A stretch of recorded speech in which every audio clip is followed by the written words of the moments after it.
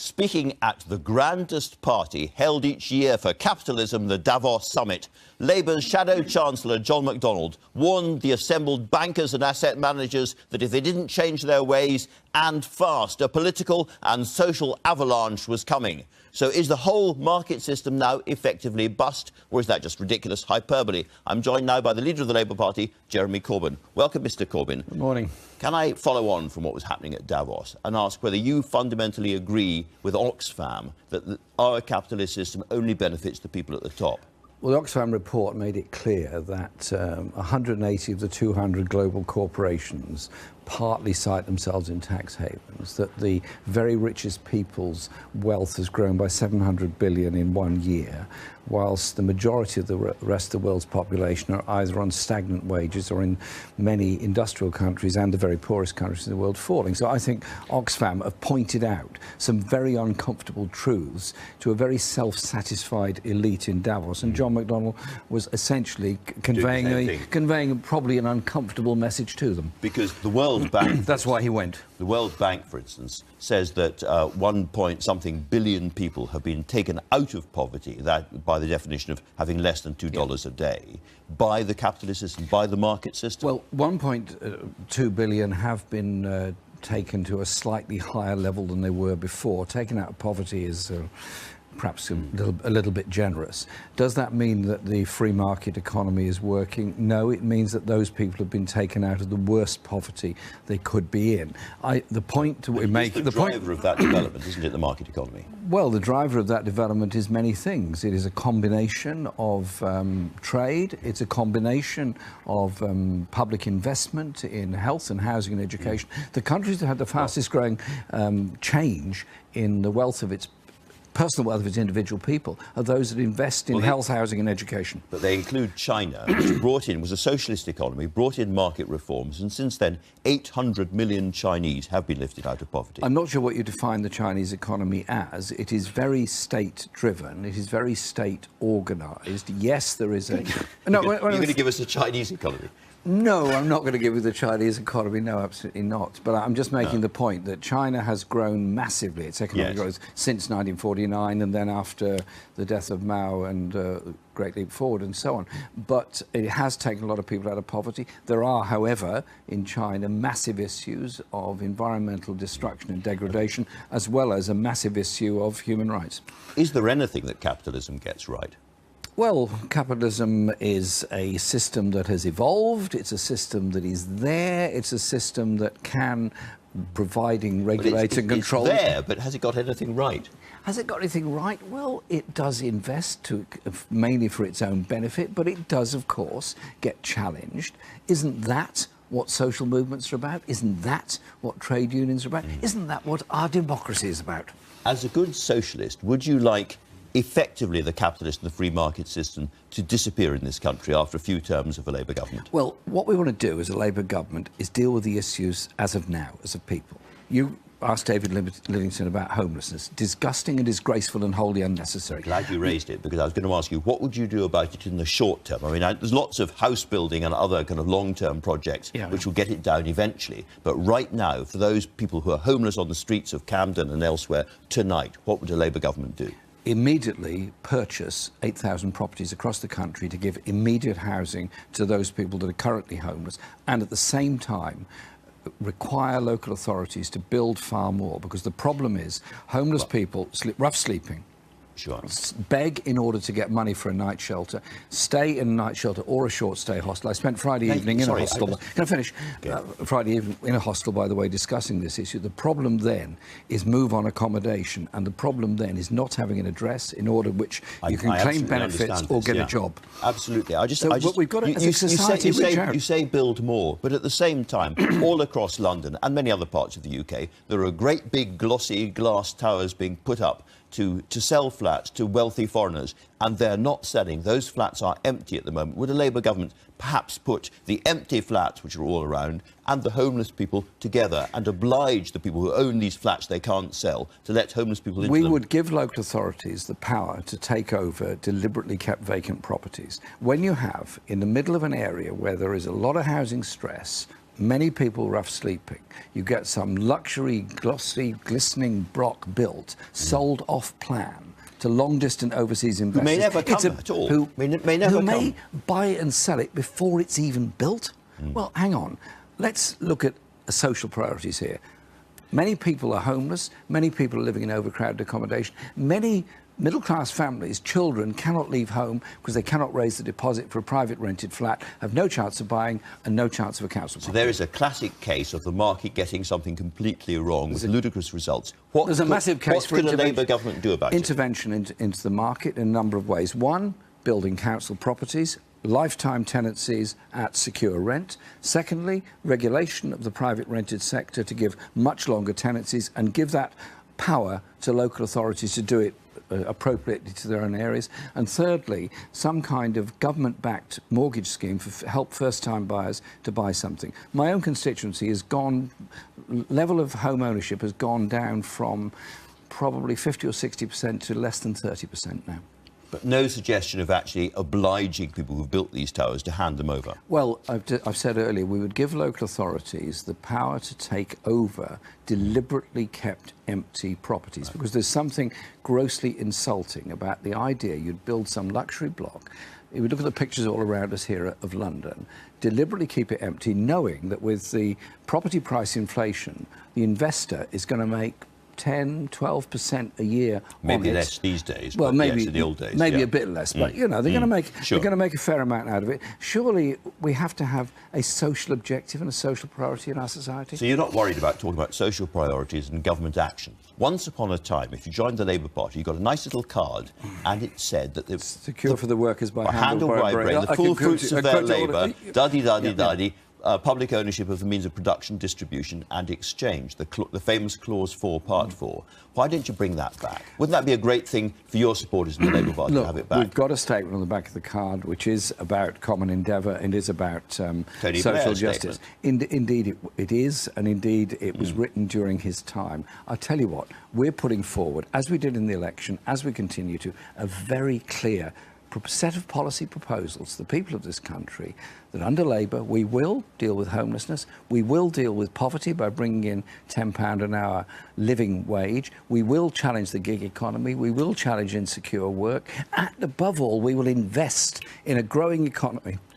Which will mean you say boldly, we are the Labour Party, we are a socialist party, we are not a party to manage capitalism, as Tony Benn used to fear the Labour Party had become. It's what we do that's most important, and that is what we're doing. All right, well, let's move on to other things that you're doing, and inevitably the European issue and Brexit and so forth. It's been a while since we sat down and talked about this. Last time, I didn't get very far with you on your view of where we should be going on Brexit. Since then, I thought you got a long way, actually. But I didn't. It's a matter. I didn't at all. But Keir Starmer was a little bit clearer, and I just want to check with you that you agree with what he said. Keir and I get along fine. We talk about these things. Get along things fine, but do you agree with him? So what he said is that you want absolute maximum possible access to European markets once we have left the EU. He's always saying that we will leave the EU, but he suggests that we will carry on basically mimicking their regulations and ways of doing things in order to secure that close trading relationship. Do you agree with that? The point we've discussed frequently, Keir and I and many others, is this, that the referendum gave us the result. It did. We wanted to remain and reform, but that ship has sailed. And so what we wanted to do was say, you've got to protect jobs, supply chains on both sides of the channel. There has to be the closest possible trading relationship with Europe. There has to be a tariff-free access to European markets and tariff-free access for European to trade with Britain. So that's the objective. That's where we're going to with the objective, To get that objective, we have to do certain things in this country. We have to agree that our regulations are going to carry on being very, very close to the EU's regulations. Otherwise, they don't want that kind of relationship. Look, we agree to that. We've said that all along, because if you have a regulatory environment which some Conservatives want in this country, which is undermining of consumer protection rights, for example, which would mean we would be importing food products that are made to unsafe standards, that sort of thing. Clearly, that is undermining of Europe. So we would have a regulatory environment that is commensurate with European levels of regulation, obviously, because half our trade is with Europe. OK, so we agree on that. Keir Starmer also said that in this relationship, we may have to pay them a bit of money for access to that market, as Norway does. That is Would you agree with that? That is some way down the line, but there has to be... But is that something you would agree to in principle? That's some way down the line, whether we need to do that or not. The point has to be about the regulatory environment, but above all, able to influence those regulations that come. So that means a trading relationship with Europe that gives us the opportunity to negotiate with Europe. But our objectives are that there's an awful lot of jobs in this country dependent on trade with Europe. Absolutely. And therefore, the final thing that Keir Starmer said to me was that there has to be an easy movement of people, not free movement, because that's part of the EU, but an easy movement of people after we've left the EU between the continent and the UK.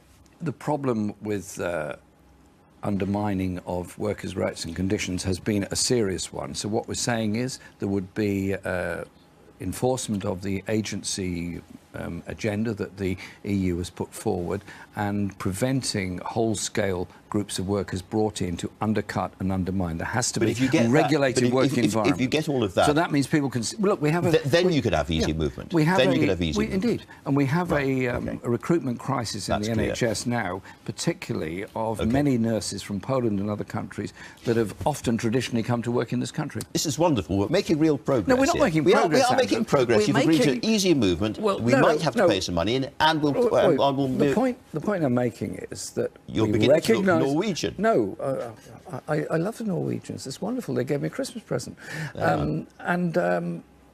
What we want to do is have that serious economic relationship with Europe. But the referendum happened, and it happened for a multiplicity of reasons, one of which was the lack of investment by everybody in post-industrial areas where there is a gig economy, there's insecure work and deep levels of poverty. And unless this country faces up to the inequalities between North and South, the left-behind communities and the poverty they face, and the sense of hopelessness of those communities, then we've got some bad times ahead. Absolutely. But now we have this big national choice about what kind of relationship we have with the EU. And what I'm trying to establish is where Labour would like to end up on that. It sounds to me that you, by and large, agree with what Keir Starmer said. We end up with a trading relationship with Europe. We're recognising the result of the referendum, and that we're able to influence the regulations which we will or will not enforce. We won't be able to influence their regulations, of course. No, but if we have a trading relationship, you can then discuss with them what you want. OK. Can I ask you directly whether it is possible that a future Labour government would keep Britain inside the customs union? We would want a form of customs union. Obviously, whether it would be the customs union, answer no, because it would require being a member of the EU, which we're not. Well, we could agree to be in the customs union without being a member of the EU. We would need to be sure that any agreement with the EU gives us the chance to influence this situation we're in and the trading relationships we want. Now, look, I would want to see trade relations with the rest of the world going on and increasing, of course, but also I would want to see conditions put on those trade, conditions of environmental protection, conditions of human rights, conditions of workers' ability to represent and negotiate themselves. The EU has be a different kind of customs union. In some form, both in the customs union and within its trading relations, but often not enforced. Surely we want to be an influence for good in the world. Your members want to be inside the single market, and they want to be inside the customs union, and they want a second referendum. Now, you always say that you listen to your members. Why do you not listen to them about these things? I listen to members all the time. There are numbers of opinion polls been done. I'm not familiar with all of the questions that have been put to them. Yes, the membership of the Labour Party overwhelmingly voted to remain. Overwhelmingly, Labour supporters voted to remain, but a third of them didn't. A third of them voted the other way. I want to win the next election. I want to bring people together. We want to be a government that works for the whole country. Hence, the position we've adopted, which is of a trade relationship with Europe, is of social justice in Britain. Let's come back to the fundamental question of the single market, however. You've always said Britain can't be a member of the single market. That's part of the EU. In which case, what about Norway? That's a member of the single market. Norway accepts all the rules of the single market, doesn't have any ability to influence them whatsoever, and is a rather different economy to ours because it's heavily dependent on mainly oil. We're not. We have a very diverse... The Norway option is not appropriate. The Norway model is not an exact one. I spent a long time discussing this issue with the Norwegian Labour Party. Yes, they do, that's their position, but they do have an economy that's dependent very heavily on oil. We're not. Couldn't we simply join EFTA? We could work with EFTA countries on that relationship. Join EFTA. But the principle has to be the trade relationship, and that's what we're focused on. And whatever we need to negotiate, we will. Can I turn to the question of a second referendum? I mean, even Nigel Farage has said that might be an appropriate thing. David Davis has said, if you can't change your mind, then what's a democracy for? Why is the Labour Party not in favour of a second referendum? What we've asked for and demanded in Parliament has been a meaningful vote in Parliament at the end of it, so MPs but I'm talking about the people deciding, not Parliament. And what happened with this bill was it was an undemocratic power grab by the government. We're not asking for a second referendum. And you're not going to. That's out. OK. Let's move to another big area at the moment, which is the NHS. John McDonnell wants an emergency budget for the NHS if you win the election. Is it not the case the NHS doesn't need an emergency budget? The NHS needs a really serious new plan to fund it properly, not just over 1 year or another year, but over decades. And that requires looking again at the way the NHS is funded, earmarked taxes or whatever. And there's a radical Labour government would be looking at that. A Labour government would invest immediately in the NHS. We'd put in 40 billion, funded by increased corporate taxation over the lifetime of Parliament to deal with the immediate crisis. We would stop privatisation, we'd stop outsourcing of NHS services, and we would look at every single one of those PFI contracts that are costing such vast amounts of money to each hospital that's gone into a PFI. Let's move to a big story for the Labour Party today. Do you think that a self-identified transgender woman is a woman?